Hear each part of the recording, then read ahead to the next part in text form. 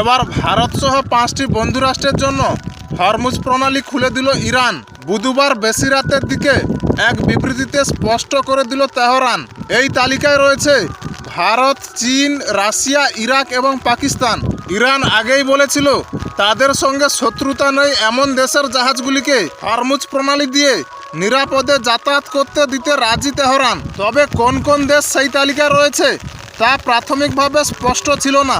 বুধবারই ইরানের বিদেশমন্ত্রী Abbas Araghchi স্পষ্ট জানিয়েছেন বন্ধু দেশগুলিকে হরমুজ প্রণালী ব্যবহারের অনুমতি দিচ্ছে তেহরান।